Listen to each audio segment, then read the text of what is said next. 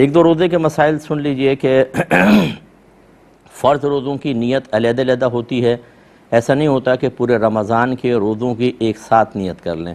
ہر روزے کی علیحدہ علیحدہ نیت کریں گے، اور نیت دل کے پختہ ارادے کو کہتے ہیں.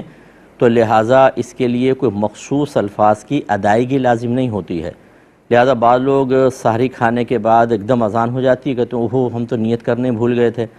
تو آپ دیکھیں، نیت دل کے ارادے کو کہتے ہیں. جب آپ روزہ رکھنے کی نیت سے سحری کھا رہے ہیں، سحری ناشتہ نہ ہو، کہ جیسے بعض کہتے ہیں ہم روزہ نہیں رکھیں گے، یا بعض بہنیں ہوتی ہیں جن کے مخصوص ایام ہوتے ہیں تو وہ اس ٹائم اٹھ کر ناشتہ کر لیتی ہیں، اور پھر تاکہ لوگ ہمارا پردہ بھی رہے. اور ایسی کسی کے روزہ نہ رکھنے کا ارادہ ہو کسی عذر کی بنا پر، وہ کہتا ہے صراحتاً کہہ دیتا ہے میں تو ناشتہ کر رہا ہوں، تو پھر تو یہ نیت نہیں ہے. لیکن اگر اگلے دن کے روزہ رکھنے کا ارادہ ہے اور اس ارادے سے ہم سحری کھا رہے ہیں، تو یاد رکھیں سحری کھانا ہی اس روزے کی نیت شمار ہوتا ہے. اور یہ بارہا مسئلہ بیان کر چکے ہیں کہ روزہ شروع ہونے کا جو دار و مدار ہے وہ اذان پر نہیں ہے، وقت پر ہے. تو بعض اوقات ایسا ہوتا ہے کہ اذان وقت سے پہلے سٹارٹ ہو جاتی ہے، تو ہم مطلب روزہ بند کر کے بیٹھ جاتے ہیں. وقت دیکھ لیں، جو بالکل اچھے کیلنڈرز ہیں کہ آپ اس پہ مطمئن ہیں وہ پہلے لے لیں. جب طلوع فجر اس میں جو لکھا ہوتا ہے یہ آئے، اس سے 5 منٹ پہلے آپ کھانا پینا بند کر کے کلی وغیرہ کر کے پیسٹ وغیرہ کر لیں تاکہ ذرات وغیرہ ختم ہو جائیں، یہ بیسٹ ہے.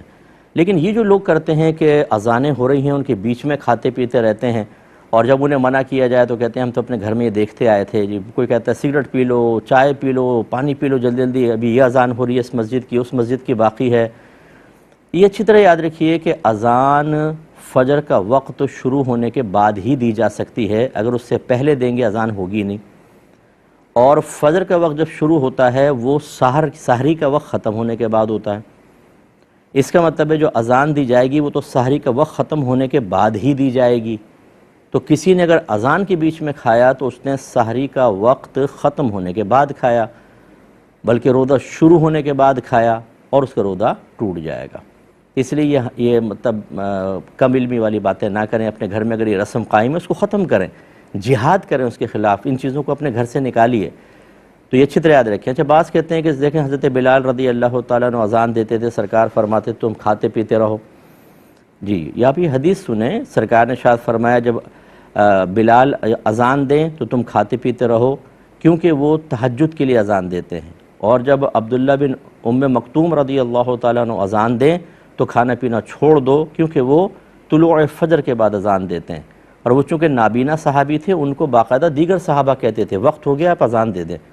تو جب طلوع فجر ہو جاتی تھی پھر وہ حضرت عبداللہ اذان دیا کرتے تھے. تو یہ اب اس کو دلیل بنانا کہ جی حضرت بلال رضی اللہ تعالیٰ عنہ اذان دیتے تھے اس کے بیچ میں کھاتے پیتے رہتے تھے، تو بھائی وہ تو تہجد کی اذان دیتے تھے، طلوع فجر سے پہلے دیتے تھے. اس لیے اس بات کا اچھی طریقے سے خیال رکھا جائے.